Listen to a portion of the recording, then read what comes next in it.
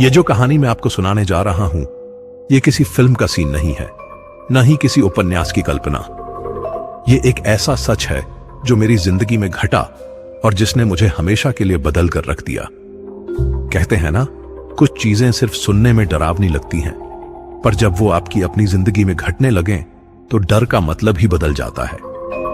आज भी जब मैं उस रात के बारे में सोचता हूं तो मेरी रीढ़ में एक ठंडी सिहरन दौड़ जाती है। अगर आप इस चैनल पर नए हैं तो इसे सब्सक्राइब जरूर कर लें। ऐसी सच्ची और रोंगटे खड़े कर देने वाली कहानियां यहां मिलती रहेंगी। और हां, कहानी खत्म होने के बाद मुझे कमेंट में जरूर बताइएगा कि आपको कैसी लगी और आप किस शहर से देख रहे हैं। अपना नाम भी लिखिएगा ताकि मुझे पता चले कि मेरी कहानियां कहां कहां तक पहुंच रही हैं। तो चलिए शुरू करते हैं। मेरा नाम सोमेंद्र है। यह बात उस वक्त की है जब मैं नोएडा के एक कॉलेज में इंजीनियरिंग की पढ़ाई कर रहा था। सन 2018 की नवंबर का महीना था। दिल्ली एनसीआर में उस साल की सर्दी कुछ जल्दी और कुछ ज्यादा ही तीखी आई थी। रातें लंबी हो चुकी थीं और शाम ढलते ढलते एक अजीब सा सन्नाटा छा जाता था। ठंडी हवाओं के साथ साथ एक अनजानी बेचैनी भी हवा में घुली रहती थी, जिसे मैं उस वक्त समझ नहीं पाया था। मेरा एक दोस्त था, अर्पित सिंह राजपूत, लंबा, गोरा चिट्टा और हमेशा कुछ नया करने की धुन में रहने वाला। उसमें एक अजीब सी सनक थी। जो बात आम लोगों को डरा दे, वही बात उसे उत्साहित कर देती थी। भूतिया जगहों पर जाना, रात में अकेले घूमना, खंडहरों में घुसना, ये सब उसके शौक थे। मैं हमेशा उसे समझाता था कि कुछ चीजें सिर्फ मनोरंजन के लिए नहीं होती, कुछ सीमाएं होती हैं जिन्हें लांघना नहीं चाहिए। पर वो मेरी बातों पर हंस देता और कहता, सोमेंद्र, तू बहुत डरपोक है यार, जिंदगी में थोड़ा रिस्क तो लेना चाहिए। उस रात हम कॉलेज की लाइब्रेरी से देर रात तक पढ़ाई कर रहे थे। एग्जाम नजदीक थे और तैयारी पूरी नहीं हुई थी। करीब रात के 11:30 बजे जब हम लाइब्रेरी से बाहर निकले तो कैंपस बिल्कुल सुनसान था। गेट पर सिक्योरिटी गार्ड भी ऊंघ रहा था। हम दोनों अपनी साइकिलें लेकर हॉस्टल की तरफ चल पड़े। ठंडी हवा चल रही थी और सड़कें बिल्कुल खाली थीं। सिर्फ कुछ स्ट्रीट लाइटों की पीली रोशनी ही दिख रही थी जो कुछ कुछ दूरी पर टिमटिमा रही थीं। हम मेन रोड पर थे जब अचानक अर्पित ने अपनी साइकिल रोकी और मेरी तरफ देखकर मुस्कुराया। मैं उसकी मुस्कान देखकर समझ गया कि उसके दिमाग में फिर कोई सनकी आइडिया आ गया है। मैंने पूछा, क्या हुआ, क्यों रुक गया? वो बोला, सोमेंद्र, आज बड़ी बोरिंग रात है ना, चल कुछ मजेदार करते हैं। मैंने कहा, अर्पित, अब नहीं यार, रात हो गई है और मुझे कल सुबह जल्दी उठना है, चल हॉस्टल चलते हैं। पर उसने मेरी बात सुनी ही नहीं। उसकी आंखों में एक अजीब सी चमक आ गई थी। वो बोला, सुन, मैंने सुना है कि सेक्टर 132 में एक पुराना शमशान है, बहुत पुराना। कहते हैं वहां रात को अजीब अजीब चीजें होती हैं। चल आज वहीं चलते हैं, देखता हूं क्या सच में भूत प्रेत होते हैं या बस लोगों की कल्पना है। मुझे लगा कि मैंने गलत सुन लिया। मैंने कहा, क्या बक रहा है, आधी रात को शमशान, तू पागल हो गया है क्या? वो हंसा, अरे तू भी ना सोमेंद्र, हर बात में डर जाता है। मैं सीरियस हूं यार, देख हम इंजीनियर बनने वाले हैं, साइंटिफिक टेम्परामेंट होना चाहिए। अगर भूत प्रेत होते हैं तो एक बार देख लेते हैं, और अगर नहीं होते तो फिर हम लाइफ भर कह सकेंगे कि हमने आधी रात को शमशान में जाकर देख लिया था। मैंने उसे समझाने की बहुत कोशिश की। मैंने कहा, अर्पित, यह मजाक नहीं है। शमशान ऐसी जगह है जहां नेगेटिव एनर्जी बहुत होती है, वहां जाना ठीक नहीं है, खासकर रात में। पर वो मेरी किसी बात को नहीं सुन रहा था। उसने कहा, अगर तू नहीं आएगा तो मैं अकेला चला जाऊंगा, पर मैं जाऊंगा जरूर। मैं जानता था कि अगर मैं उसे अकेला जाने दूंगा तो मुझे रात भर नींद नहीं आएगी, और अगर कुछ हो गया तो मैं खुद को कभी माफ नहीं कर पाऊंगा। इसलिए आखिरकार मैंने हार मान ली। मैंने कहा, ठीक है चल, पर ज्यादा देर नहीं रुकेंगे, बस एक झलक देखकर वापस आ जाएंगे। अर्पित खुशी से उछल पड़ा। उसने मेरे कंधे पर हाथ रखा और बोला, यार तू सच में बेस्ट फ्रेंड है, चल एडवेंचर शुरू करते हैं। हम दोनों अपनी साइकिलें लेकर सेक्टर 132 की तरफ चल पड़े। रास्ता लगभग 20 मिनट का था। जैसे जैसे हम उस इलाके के करीब पहुंच रहे थे, सड़कें और भी सुनसान होती जा रही थीं। स्ट्रीट लाइटें भी कम हो गई थीं और अंधेरा गहराता जा रहा था। हवा में एक अजीब सी गंध थी, न तो ताजा हवा जैसी, न ही किसी चीज के जलने की। कुछ और ही थी वो गंध, जिसे मैं पहचान नहीं पा रहा था। आखिरकार हम उस जगह पर पहुंच गए। शमशान का गेट टूटा हुआ था और उस पर जंग लगी हुई थी। गेट के ऊपर कुछ हिंदी में लिखा था, जो अब धुंधला हो चुका था। चारों तरफ खाली जमीन थी और बीच में कुछ अधजली चिताओं के अवशेष दिख रहे थे। राख यहां वहां फैली हुई थी। कुछ पुराने लकड़ियों के टुकड़े और आधे जले हुए लट्ठे भी पड़े थे। एक कोने में कुछ मिट्टी के घड़े रखे थे, जो शायद किसी धार्मिक रस्म के बाद वहीं छोड़ दिए गए थे। सबसे अजीब बात यह थी कि वहां बिल्कुल सन्नाटा था। ऐसा सन्नाटा जो आपको अंदर तक कंपा दे। न कोई कुत्ते की आवाज, न किसी पक्षी की चहचहाहट। बस हवा के हल्के हल्के झोंके थे जो राख को उड़ा रहे थे। हवा में नमी भी थी, जैसे बारिश होने वाली हो, पर आसमान साफ था और चांद आधा चमक रहा था। अर्पित ने अपनी साइकिल एक तरफ खड़ी की और अंदर जाने लगा। मैंने उसका हाथ पकड़ा और कहा, अर्पित, बस यहीं से देख लेते हैं, अंदर मत जा। पर वो मेरा हाथ झटक कर आगे बढ़ गया। वो बोला, अरे इतनी दूर आए हैं तो अंदर तो जाना ही पड़ेगा ना, डर मत यार। मैं मन ही मन घबरा रहा था, पर उसके साथ था इसलिए हिम्मत करके मैं भी अंदर चला गया। हमारे पैरों की आवाज राख पर कुचलकर गूंज रही थी। हर कदम पर मुझे लग रहा था कि हम गलत कर रहे हैं, पर अब वापस जाने का कोई रास्ता नहीं था। हम शमशान के बीचों बीच पहुंच गए। अर्पित ने अपने मोबाइल की टॉर्च जलाई और चारों तरफ देखने लगा। वो बोला, देख, कुछ नहीं है यहां, सब बकवास है। मैं कुछ कहने ही वाला था कि अचानक हवा तेज हो गई, ऐसी तेज कि राख चारों तरफ उड़ने लगी। मैंने अपनी आंखें बंद कर ली और उसी पल मुझे एक आवाज सुनाई दी। एक धीमी पर बहुत साफ आवाज, एक औरत की आवाज जो हवा में कहीं से आ रही थी। कौन आया है मेरी नींद तोड़ने? मेरी सांस रुक गई। मैंने अर्पित की तरफ देखा, वो भी सुन रहा था। उसका चेहरा एकदम सफेद हो गया था। हमने चारों तरफ देखा, पर कोई नहीं था, सिर्फ अंधेरा और राख। फिर वो आवाज फिर से आई, इस बार थोड़ी और करीब से। कौन आया है मेरी जगह पर? और तभी राख के धुंधलके में हमें कुछ दिखाई दिया। एक परछाई, एक औरत की परछाई। धीरे धीरे वो साफ होती गई। एक औरत खड़ी थी, लगभग 10 फीट दूर। उसका चेहरा सांवला था और उसने लाल रंग की साड़ी पहनी हुई थी। उसकी साड़ी का आंचल हवा में लहर रहा था। उसके बाल खुले थे और लंबे, बहुत लंबे। उसकी आंखें ऐसी थीं जैसे उनमें आग जल रही हो, लाल, एकदम लाल। वो औरत मुस्कुराई, एक अजीब सी मुस्कान जिसमें न तो गर्मजोशी थी न ही दया, बस एक खालीपन था।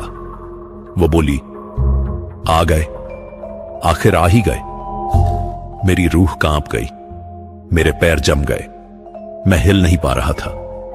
मैंने अर्पित को देखा, वो भी ठहरा हुआ था, पर उसकी आंखों में डर नहीं था। उसकी आंखों में कुछ और था, एक अजीब सा आकर्षण, जैसे वो उस औरत को देखकर मंत्रमुग्ध हो गया हो। वो औरत धीरे धीरे हमारी तरफ बढ़ने लगी। उसके पैर जमीन पर नहीं थे, वो हवा में तैर रही थी। धीरे धीरे, बहुत धीरे। मैंने अर्पित का हाथ पकड़ा और फुसफुसाया, चल यहां से। पर अर्पित ने मेरा हाथ झटक दिया। वो बोला, नहीं, रुक। वो औरत अब हमारे बिल्कुल करीब थी। उसने अर्पित की तरफ देखा और फिर से मुस्कुराई।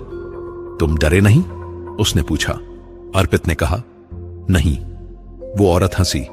उसकी हंसी हवा में गूंजी, एक ठंडी खोखली हंसी। अच्छा, तो तुम बहादुर हो। और उसी पल मुझे एहसास हुआ कि हम एक ऐसे खेल में फंस गए हैं जिसके नियम हम नहीं जानते। और ये औरत, ये कोई आम औरत नहीं थी। ये वो थी जिसके बारे में हमने सिर्फ कहानियों में सुना था। ये वो थी जो शमशान की रानी थी। ये डाकिनी थी। वो औरत नहीं, वो डाकिनी अब हमारे बिल्कुल सामने खड़ी थी। मैं उसे साफ साफ देख पा रहा था। उसका चेहरा सांवला जरूर था, पर उसमें एक अजीब सी खूबसूरती थी, ऐसी खूबसूरती जो आपको डराए भी और आकर्षित भी करे। उसकी लाल साड़ी पर सुनहरे काम थे, पर वो साड़ी पुरानी लग रही थी, जैसे कई दशकों पुरानी हो। उसके गले में काली मोतियों की माला थी और माथे पर एक बड़ी सी लाल बिंदी। पर सबसे अजीब उसकी आंखें थीं। वो आंखें, जब भी मैं उन्हें देखता तो मुझे लगता कि मैं किसी अंधेरे कुएं में गिर रहा हूं। वो औरत धीरे धीरे अर्पित के और करीब आई। उसकी चाल में एक अजीब सा लय था। ऐसा लग रहा था जैसे वो किसी अदृश्य संगीत पर थिरक रही हो। हवा में अब एक मीठी सी खुशबू आने लगी थी, चमेली और गुलाब का मिश्रण, पर उसमें कुछ और भी मिला था, कुछ ऐसा जो मुझे बेचैन कर रहा था। मैंने फिर से अर्पित का हाथ खींचने की कोशिश की। मैंने धीरे से कहा, अर्पित प्लीज चल यहां से, यह सब गलत है। पर अर्पित ने मेरी तरफ देखा तक नहीं। उसकी नजरें उस औरत पर ही टिकी हुई थीं। उसके चेहरे पर एक अजीब सा भाव था, न तो डर था न ही घबराहट, बस एक गहरा आकर्षण था, जैसे वो किसी जादू के वश में हो। डाकिनी ने अर्पित की तरफ हाथ बढ़ाया। उसकी उंगलियां लंबी और पतली थीं और उन पर लंबे नाखून थे जो चांदी की तरह चमक रहे थे। उसकी आवाज में अब एक अजीब सी मिठास थी। वो बोली, डर मत बच्चे, मैं मौत नहीं हूं, मैं तो मुक्ति देती हूं। मैं समझ नहीं पा रहा था कि वो क्या कह रही है। मुक्ति?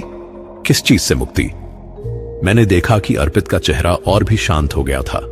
वो बोला, तुम कौन हो? डाकिनी मुस्कुराई। उसके होंठ लाल थे, बहुत लाल, जैसे किसी ने उन पर खून लगा दिया हो। वो बोली, मैं डाकिनी हूं, इस शमशान की रानी। यहां जो भी आग जलती है वो मेरी सांसों से जलती है। यहां जो भी राख उड़ती है वो मेरे आंचल से उड़ती है। शमशान मेरी तपोभूमि है, मेरा घर है, मेरा राज्य है। अर्पित ने पूछा, तुम यहां क्यों रहती हो? डाकिनी ने अपना हाथ वापस खींच लिया। वो धीरे धीरे शमशान में घूमने लगी। उसका आंचल हवा में लहर रहा था। वो बोली, क्योंकि यही मेरी तपस्या है। हर 100 साल में एक बार मुझे एक पुरुष चाहिए होता है, एक ऐसा पुरुष जो निडर हो, जो मुझसे डरे नहीं, जो मेरी शक्ति को स्वीकार कर सके। और जब मुझे वो मिल जाता है तो मैं उसे अपना बना लेती हूं, हमेशा के लिए। मेरे रोंगटे खड़े हो गए। मैंने कहा, अर्पित तू समझ नहीं रहा, यह खतरनाक है, चल यहां से भागते हैं।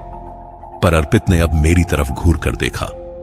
उसकी आंखों में एक अजीब सी चमक थी। वो बोला, सोमेंद्र तू नहीं समझेगा, तू जा यहां से, मुझे यहीं रहना है। मैं हैरान रह गया। यह क्या हो रहा था? मेरा दोस्त जो 5 मिनट पहले तक मेरे साथ हंस बोल रहा था, अब मुझसे ऐसे बात कर रहा था जैसे मैं कोई अजनबी हूं। डाकिनी फिर से अर्पित के पास आई। इस बार वो बहुत करीब आ गई, इतनी करीब कि उसकी सांसें अर्पित के चेहरे को छू रही थीं। वो बोली, तुम्हारे दोस्त को डर लग रहा है, पर तुम्हें नहीं।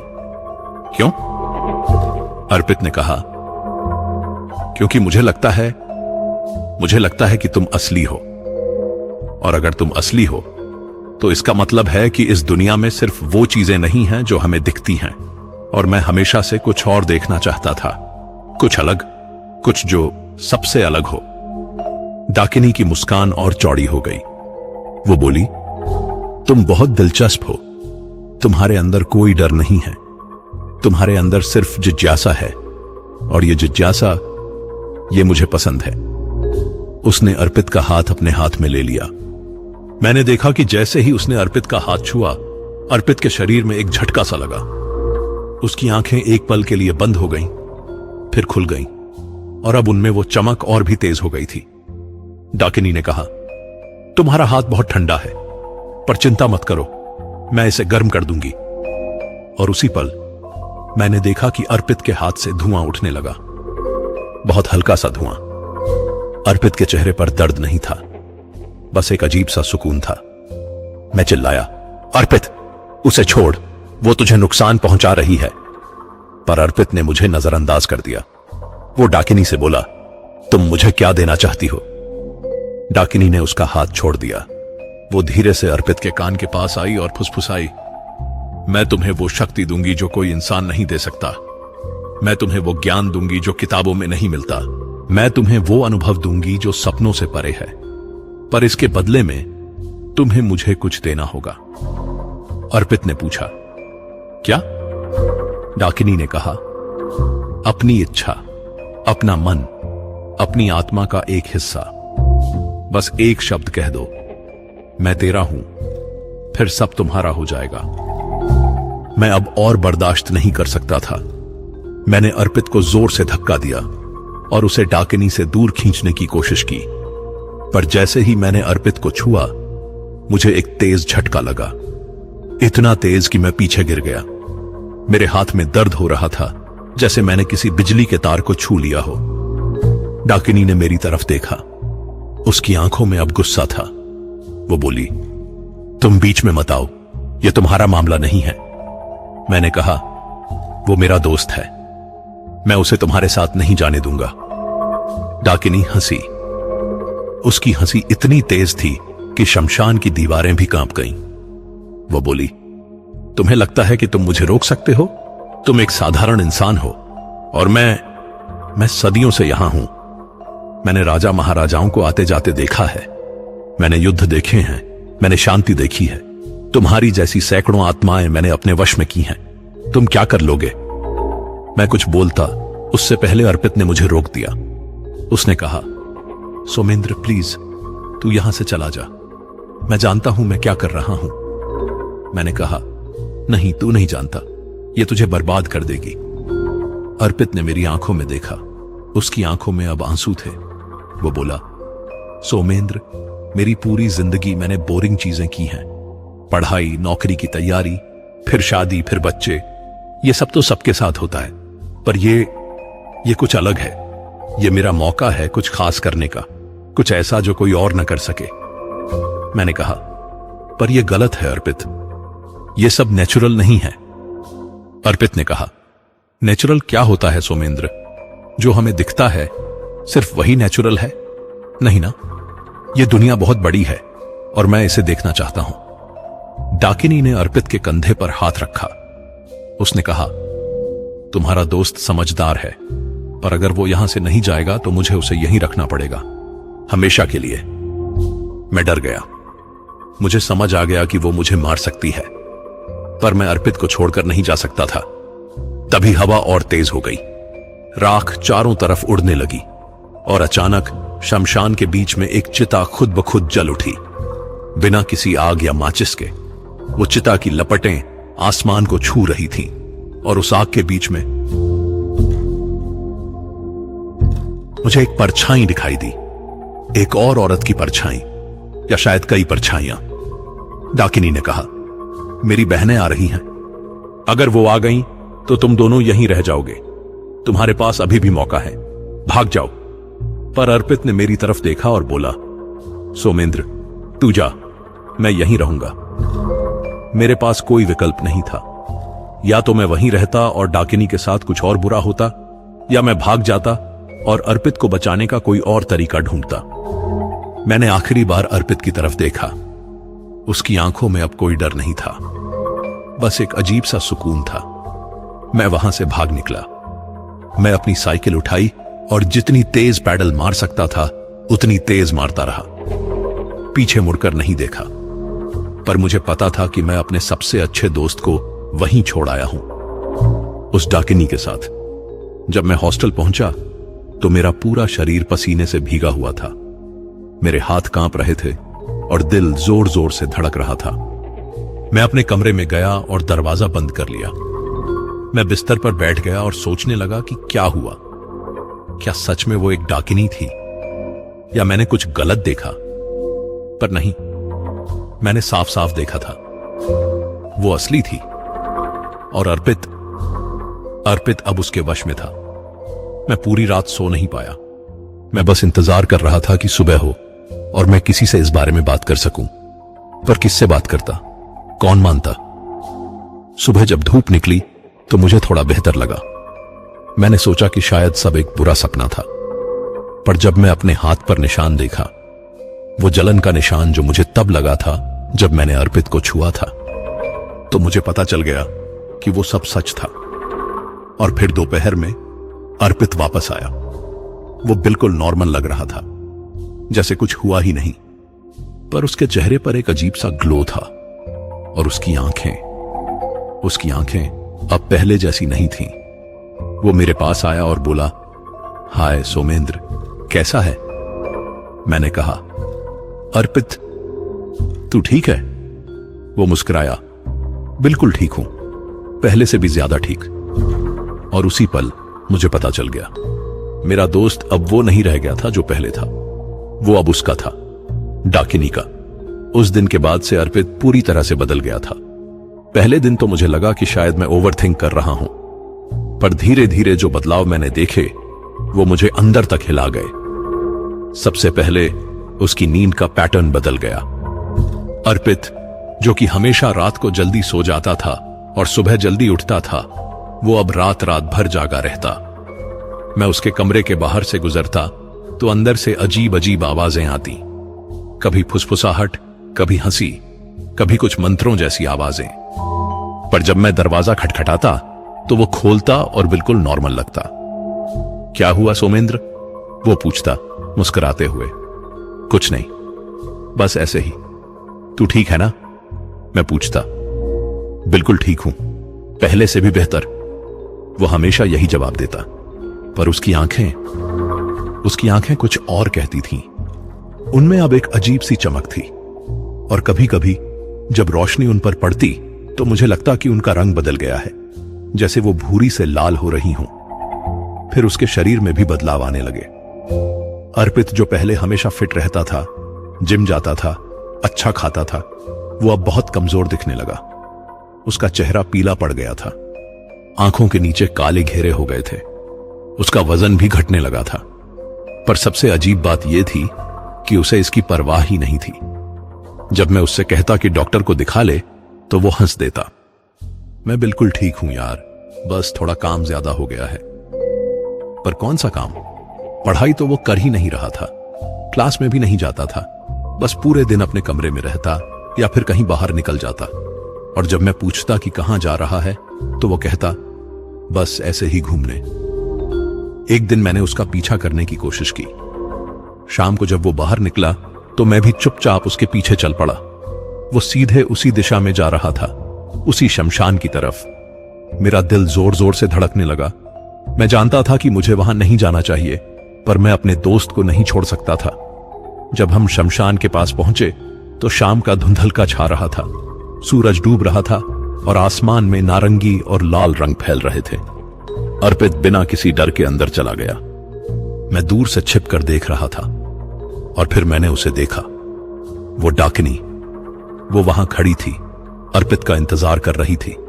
जैसे ही अर्पित पास पहुंचा वो मुस्कुराई, और फिर जो मैंने देखा उसने मेरे होश उड़ा दिए। डाकिनी ने अर्पित को अपनी बाहों में ले लिया, पर यह कोई आम गले मिलना नहीं था। जैसे ही उसने अर्पित को छुआ, अर्पित के शरीर से एक नीली रोशनी निकलने लगी।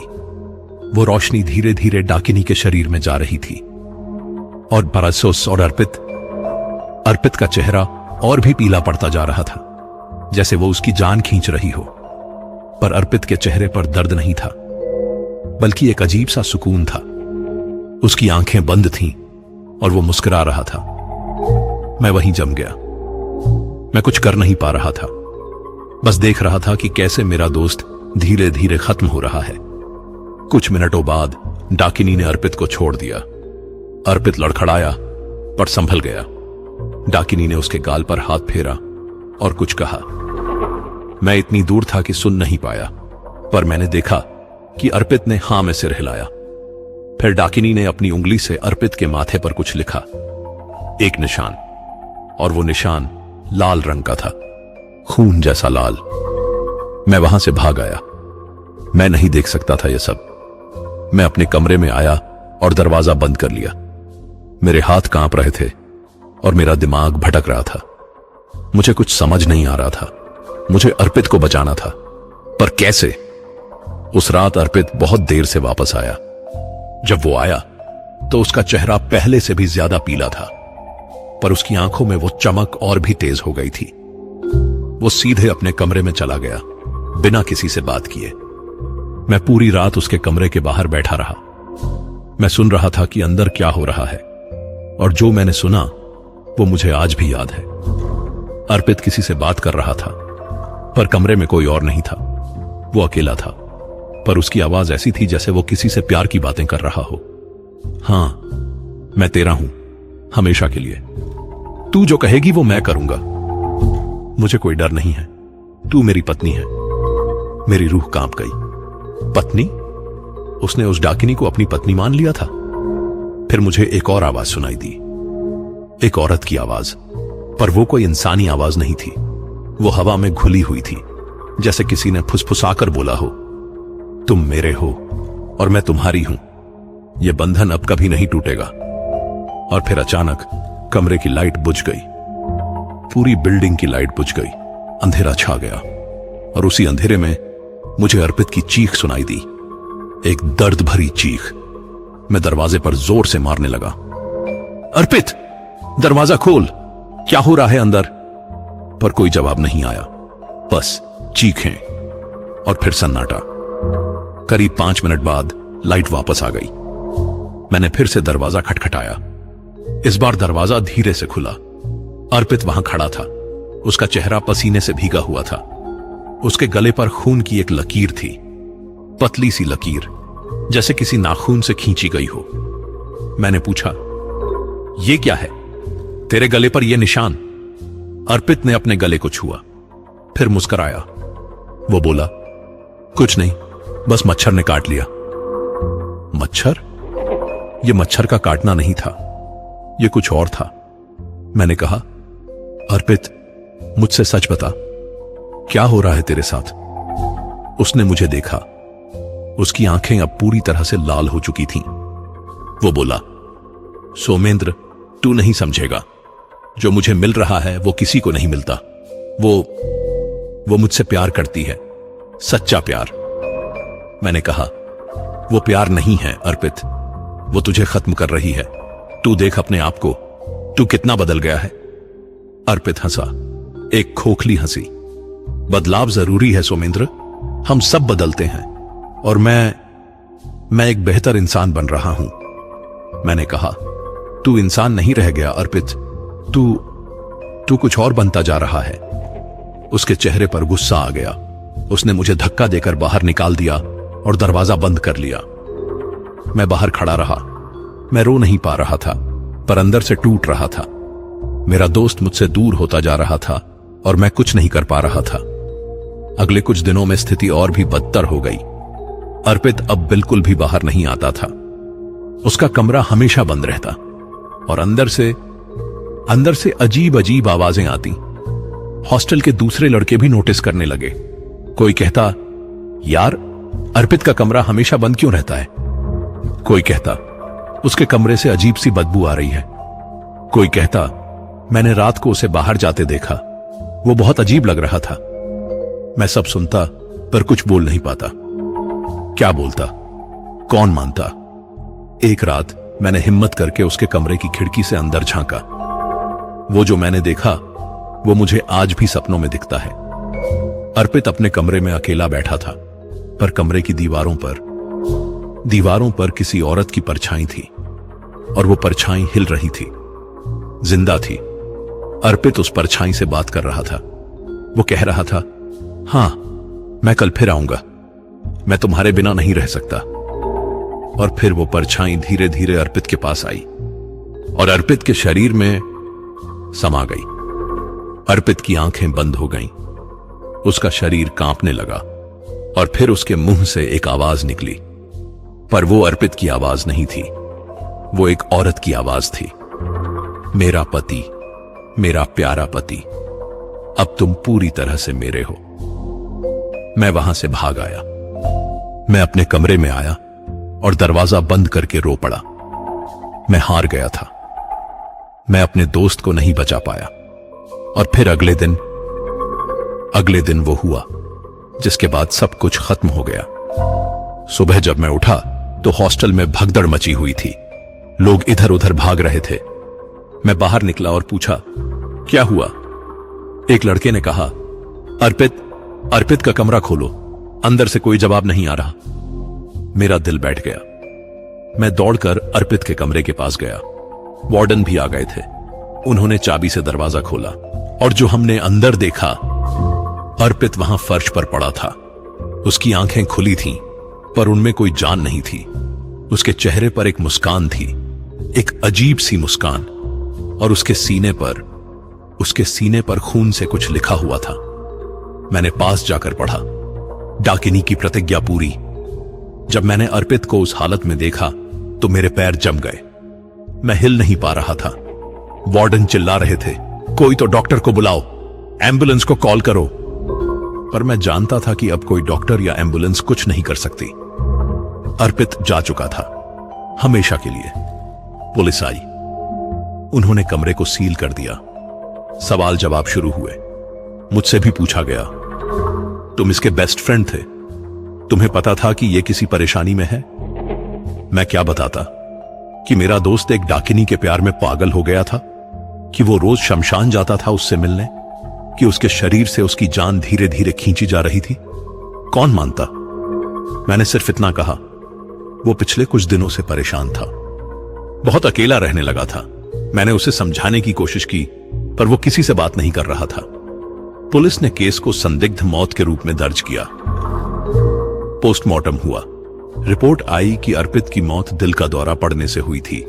पर सबसे अजीब बात यह थी कि डॉक्टरों ने कहा कि उसके शरीर में खून की मात्रा सामान्य से बहुत कम थी, जैसे किसी ने उसका खून पी लिया हो। पर पुलिस को कोई सबूत नहीं मिला। कोई घाव नहीं था, कोई इंजेक्शन का निशान नहीं था। बस उसके सीने पर वो खून से लिखा हुआ वाक्य था, डाकिनी की प्रतिज्ञा पूरी। पुलिस ने सोचा कि शायद अर्पित ने खुद ही लिखा होगा, शायद वो मानसिक रूप से परेशान था। केस बंद कर दिया गया। अर्पित के माता पिता आए। उन्हें देखकर मेरा दिल टूट गया। उनकी आंखों में वो दर्द था जो शब्दों में बयान नहीं किया जा सकता। उनका इकलौता बेटा, उनका सब कुछ चला गया था। अर्पित का अंतिम संस्कार उसी शमशान में हुआ, उसी शमशान में जहां उसने पहली बार उस डाकिनी को देखा था। जब चिता जल रही थी तो मैं चारों तरफ देख रहा था। मुझे लग रहा था कि वो आएगी, वो डाकिनी, पर वो नहीं आई। या शायद आई थी पर दिखी नहीं। जब अर्पित की राख उसी जमीन में मिल गई तो मुझे एक अजीब सा एहसास हुआ, जैसे एक चक्र पूरा हो गया हो। वो यहीं से शुरू हुआ था और यहीं खत्म भी हो गया। अगले कुछ दिन मैं बहुत परेशान रहा। मैं क्लास में नहीं जा पाता था, खाना नहीं खा पाता था। बस सोचता रहता कि काश मैंने उसे रोका होता, काश मैं उसे जबरदस्ती वहां से खींच लाया होता, काश मैंने किसी को बताया होता। पर अब काश कहने से क्या होता? जो हो गया वो हो गया। और फिर अजीब चीजें होने लगी। मुझे अर्पित के सपने आने लगे। हर रात वो सपनों में मुझे दिखता, पर वो डरावना नहीं था, वो शांत था। वो बस मुझे देखता और मुस्कुराता, और फिर उसके पीछे से वो आती, वो डाकिनी। वो अर्पित के कंधे पर हाथ रखती और अर्पित के चेहरे पर एक अजीब सा सुकून आ जाता। मैं चीख कर उठ जाता, पसीने से भीगा हुआ, दिल तेजी से धड़कता हुआ। यह सिलसिला रोज होने लगा और धीरे धीरे मुझे अर्पित के कमरे से अजीब आवाजें आने लगी। हालांकि वो कमरा अब खाली था, नया कोई स्टूडेंट नहीं आया था, पर रात को वहां से फुसफुसाहट की आवाजें आती। मैंने एक रात हिम्मत करके वहां जाकर देखा। दरवाजा खुला हुआ था, अंदर सब कुछ साफ था। अर्पित का सामान उसके घर वाले ले गए थे। बस एक खाली कमरा था, पर कमरे में एक अजीब सी ठंडक थी, ऐसी ठंडक जो हड्डियों तक चली जाए। और दीवारों पर मुझे कुछ परछाइयां दिखीं, वो आ जाकर गायब हो जाती। मैंने जल्दी से कमरे से बाहर निकलकर दरवाजा बंद कर दिया। मेरे हाथ कांप रहे थे। अगले दिन मैंने फैसला किया कि मुझे किसी से मदद लेनी होगी। मैं अकेले इससे नहीं निपट सकता। पर किससे बात करूं? किसी पंडित से? किसी तांत्रिक से? तभी मुझे याद आया कि हमारे कॉलेज में एक प्रोफेसर थे, प्रोफेसर त्रिवेदी। वो फिलॉसफी पढ़ाते थे और उनकी दिलचस्पी पैरानॉर्मल चीजों में थी। मैं उनके पास गया। जब मैंने उन्हें पूरी कहानी सुनाई तो वो बहुत गंभीर हो गए। उन्होंने कहा, सोमेंद्र, तुम जो बता रहे हो वो बहुत खतरनाक है। डाकिनी ये कोई साधारण आत्मा नहीं होती, ये बहुत पुरानी और शक्तिशाली होती है, और अगर इसने तुम्हारे दोस्त को अपना लिया था तो अब तुम भी इसके राडार पर हो। मैंने पूछा, मतलब? उन्होंने कहा, डाकिनी को हर 100 साल में एक पति चाहिए होता है, पर उसे एक गवाह भी चाहिए, ऐसा कोई जो उसकी शक्ति को देख सके, उसकी कहानी को आगे ले जा सके, और तुम वो गवाह हो। मेरी रूह कांप गई। मतलब वो मेरे पीछे आएगी? प्रोफेसर ने कहा, शायद वो पहले से ही तुम्हारे पीछे है। तुम्हारे सपने, तुम्हारी परेशानियां, ये सब उसका खेल है। वो तुम्हें तोड़ रही है धीरे धीरे, ताकि तुम भी उसके पास आ जाओ। मैंने पूछा, तो मैं क्या करूं, कैसे बचूं? प्रोफेसर ने एक लंबी सांस ली, फिर बोले, एक ही रास्ता है, तुम्हें उस शमशान में दोबारा जाना होगा और उससे सामना करना होगा, पर इस बार तुम्हें तैयार होकर जाना होगा। मैं तुम्हें कुछ मंत्र सिखाऊंगा, कुछ रक्षा के उपाय बताऊंगा, पर अंतिम सामना तो तुम्हें ही करना होगा। मैं डर गया। नहीं, मैं वहां नहीं जा सकता, मैं नहीं कर सकता। प्रोफेसर ने मेरे कंधे पर हाथ रखा। सोमेंद्र, अगर तुम नहीं गए तो वो तुम्हारे पास आएगी, और तब तुम्हारे पास कोई विकल्प नहीं होगा। कम से कम अगर तुम उसके पास जाओगे तो तुम तैयार होगे। मैंने कुछ दिन सोचा और फिर मैंने फैसला कर लिया, मैं वापस जाऊंगा उस शमशान में, उस डाकिनी के पास। पर इस बार मैं हारने नहीं जा रहा था। प्रोफेसर ने मुझे कुछ मंत्र सिखाए। उन्होंने मुझे एक ताबीज दिया जिसमें कुछ पवित्र राख थी। उन्होंने कहा, यह तुम्हें कुछ हद तक बचाएगा, पर सबसे जरूरी चीज है तुम्हारा मन। अगर तुम्हारा मन डगमगाया, अगर तुम उसके प्रभाव में आ गए, तो कोई ताबीज या मंत्र नहीं बचा सकता। मैंने हामी भरी, और फिर एक रात मैं फिर से उस शमशान की तरफ चल पड़ा। ये 1 महीना बाद की बात थी, अर्पित की मौत के। पूर्णिमा की रात थी, चांद पूरा चमक रहा था। जब मैं शमशान के गेट पर पहुंचा तो वहां वैसा ही सन्नाटा था, वैसी ही ठंडी हवा, वैसी ही राख की गंध। मैं धीरे धीरे अंदर गया। मेरे हाथ में वो ताबीज था और मेरे होंठों पर वो मंत्र था जो प्रोफेसर ने सिखाया था।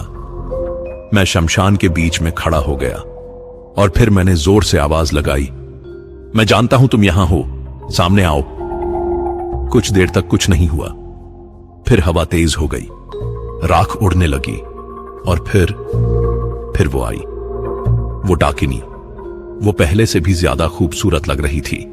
उसकी लाल साड़ी अब और चमकदार थी, उसकी आंखें अब और गहरी थीं। वो मुस्कुराई, तुम आ गए, मैं जानती थी तुम आओगे। मैंने कहा, तुमने मेरे दोस्त को मार डाला। वो हंसी, मैंने उसे मारा नहीं, मैंने उसे मुक्त किया। वो अब मेरे साथ है, हमेशा के लिए। मैंने पूछा, कहां है वो? डाकिनी ने अपना हाथ उठाया और अचानक उसके पीछे एक परछाई उभरी, अर्पित की परछाई। वो वहां खड़ा था, पर वो कोई इंसान नहीं था, बस एक साया था। उसकी आंखें खाली थीं। मैं चीख पड़ा, अर्पित! पर उसने कोई जवाब नहीं दिया, वो बस खड़ा रहा। डाकिनी ने कहा, वो अब तुम्हारी बात नहीं सुन सकता, वो अब सिर्फ मेरी बात सुनता है, और अब तुम्हारी बारी है सोमेंद्र। वो मेरी तरफ बढ़ने लगी। मैंने मंत्र पढ़ना शुरू किया। मैंने ताबीज कसकर पकड़ा, पर वो रुकी नहीं, वो हंसती रही। तुम्हारे मंत्र यहां काम नहीं करेंगे, ये मेरा राज्य है। वो अब मेरे बिल्कुल पास थी। उसने मेरे गाल पर हाथ रखा, उसकी उंगलियां बर्फ जैसी ठंडी थीं। वो फुसफुसाई, अगला चांद तुम्हारे नाम होगा सोमेंद्र। और उसी पल मुझे लगा कि सब कुछ खत्म हो गया। पर तभी कुछ अजीब हुआ। जैसे ही डाकिनी ने कहा, अगला चांद तुम्हारे नाम होगा, मुझे लगा कि मेरा दम घुट रहा है। उसकी उंगलियां मेरे गले की तरफ बढ़ने लगीं। मैं हिल नहीं पा रहा था, मेरे हाथ पैर जम गए थे, मंत्र मेरे होंठों पर रुक गए थे।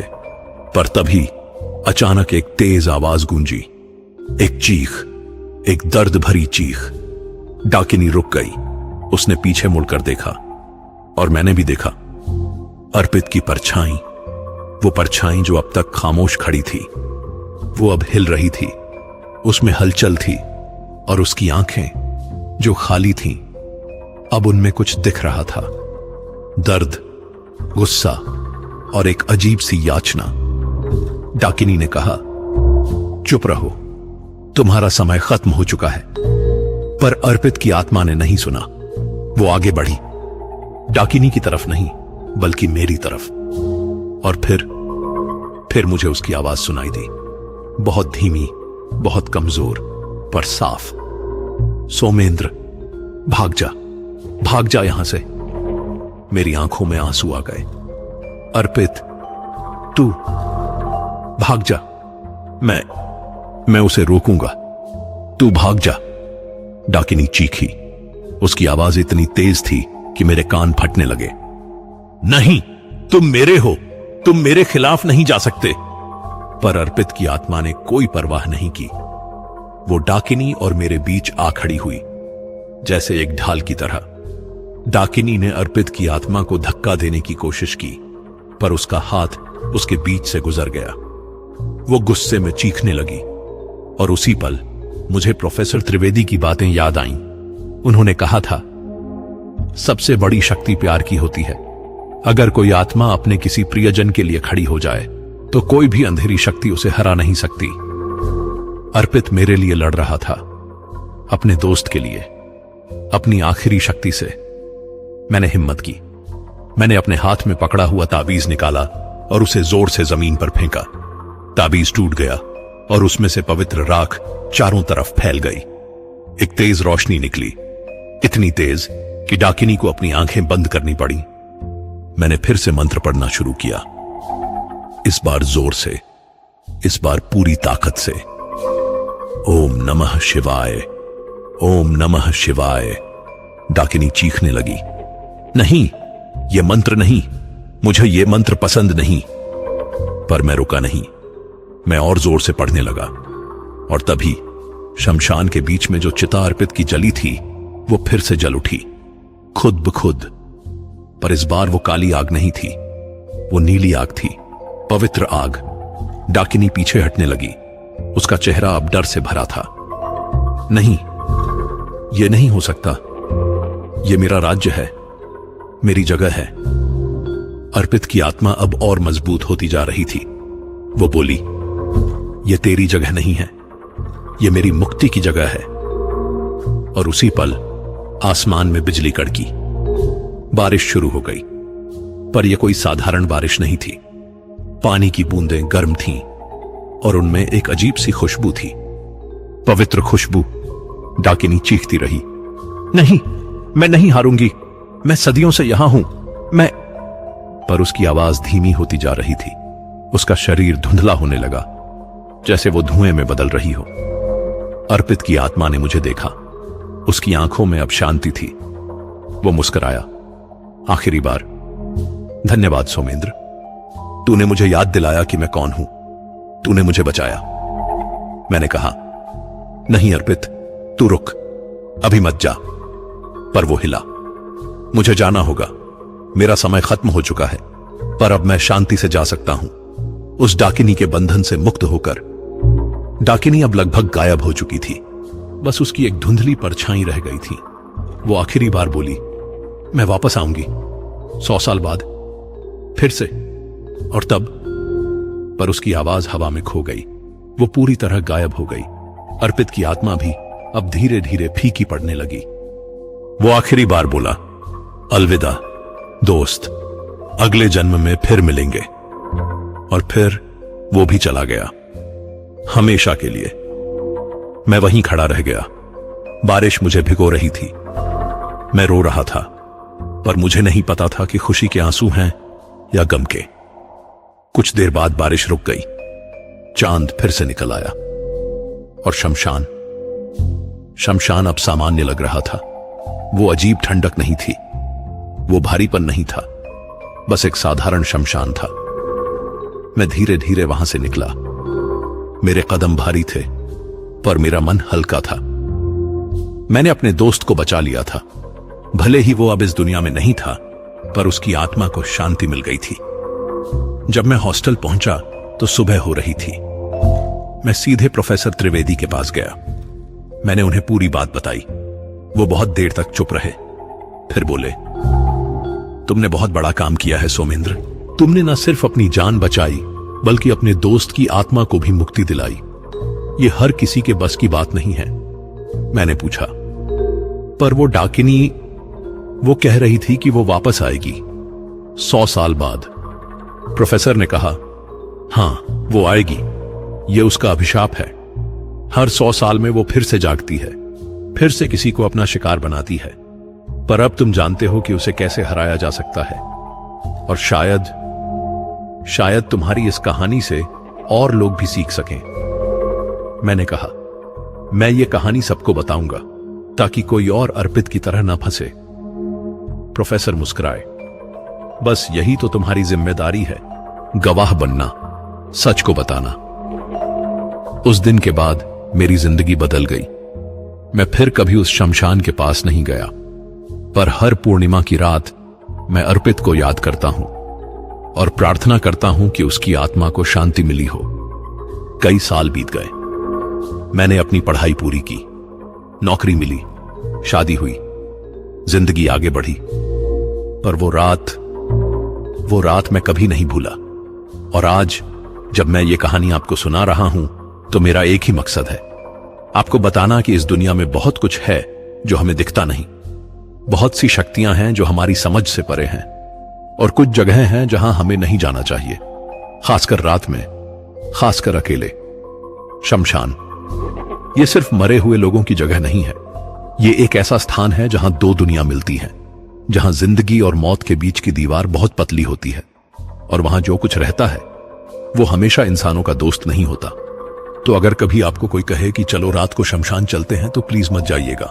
कुछ जगहों को दूर से ही देखना चाहिए, कुछ रहस्यों को खोलना नहीं चाहिए। और हां, एक आखिरी बात, कुछ महीने पहले मुझे एक खबर मिली। नोएडा के सेक्टर 132 के उस पुराने शमशान में फिर से कुछ अजीब घटनाएं हो रही हैं। रात को लोगों को वहां एक लाल साड़ी पहने हुए एक औरत दिखाई देती है जो दूर से मुस्कुराती है। सुनकर मेरे रोंगटे खड़े हो गए। क्या वो डाकिनी फिर से वापस आ रही है? पर कैसे? अभी तो 100 साल नहीं हुए, या शायद समय उसके लिए अलग तरह से चलता है। मैं नहीं जानता, और मैं जानना भी नहीं चाहता। मैं बस इतना जानता हूं कि कुछ कहानियां कभी खत्म नहीं होती, वो बस रुक जाती हैं और फिर किसी और के साथ शुरू हो जाती हैं। तो दोस्तों, ये थी मेरी कहानी, शमशान की डाकिनी की कहानी, अर्पित की कहानी और मेरी कहानी। मुझे उम्मीद है कि आपको यह पसंद आई होगी। और हां, अगर आपको भी कभी ऐसा कुछ अनुभव हुआ हो तो कमेंट में जरूर बताइएगा। और याद रखिएगा, कुछ रातें, कुछ जगहें और कुछ आवाजें, उन्हें अनसुना कर देना ही बेहतर होता है। अलविदा, और सावधान रहिएगा। आज से ठीक 7 दिन पहले मुझे एक अनजान नंबर से एक मैसेज आया। मैसेज में सिर्फ एक लाइन लिखी थी, अगला चांद तुम्हारे नाम होगा, सोमेंद्र। मैंने फौरन वो नंबर ब्लॉक कर दिया, पर मेरे मन में एक डर बैठ गया है। क्या वो वापस आ गई है? क्या अब मेरी बारी है?